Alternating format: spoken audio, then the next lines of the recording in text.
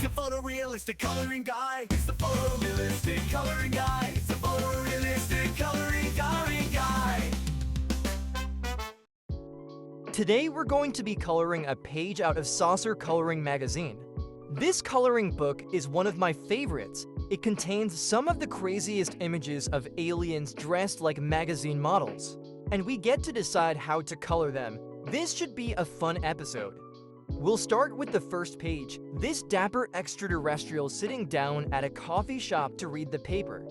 Before we start coloring, let's take a look at the areas we'll have to fill in. We'll begin with the background, where you can see all these lights that will give this image its depth. Next, we'll focus on the foreground with the cup and table in front of the alien. We'll fill in the suit and newspaper before finishing off with this magnificent dome. We'll be using a basic set of Faber-Castell colored pencils. Some are dual pencils, but most are just traditional pencils. You don't need anything fancy if you're following along at home. Let's start with these lights. I'm using a few different shades of yellow to fill in these bulbs. Remember, start coloring lightly and darken as you go. It's a lot easier to darken a color than to lighten it.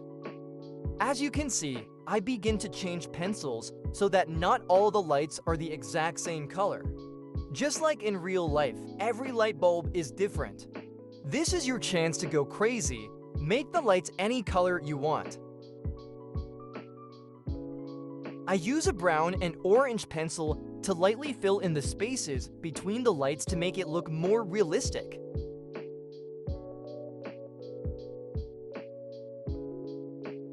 Next, we move to the background on the left-hand side and continue to fill in the lights with different colors. As you can see, on this side I used some colors other than yellow to add some pop. This is looking really good. Let's move to the foreground. It's important to keep the colors subtle in the foreground because we really want our alien to be the main attraction. I used some soft colors to fill in the cup, table, and newspaper. Next, we move to the suit. I chose several shades of blue. A light blue for the base color and a dark blue to fill in the shadows. This technique gives the page a more realistic look. This alien is starting to look really cool. Remember to start with a light touch and then darken the colors as you go.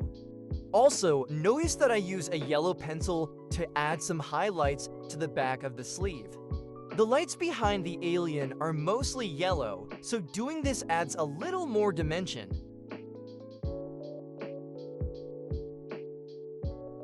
I decided to go with a dark red for the dress shirt, but you can choose any color you want. We're gonna go with a nice deep purple for the tie. I chose this kind of olive green color for the newspaper, but a brown pencil also works well. This guy has to keep up with what's happening in the Gamma Quadrant of Sector 7G. Now for the fun part, let's color some skin. I'm choosing several colors to work with, a dark red for the shadow sections, regular red and orange for the midtones, and yellow for the highlights. I start to slowly fill in each color starting with the dark areas and ending with the highlights. The best part about this coloring magazine is that you can choose any skin colors you want. Alien skin can be blue, red, purple, or multiple colors.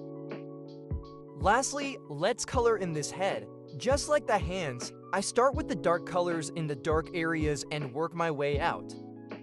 I switch to the red and orange pencils for the midtones. I simply follow the shade of the skull to determine which colors to use. I finish it up by hitting the highlights with my yellow pencil. This really gives it a nice look as all the lights in the background are yellow. There you have it, our alien is complete and looking dapper. We hope you liked our coloring experience. See you again soon.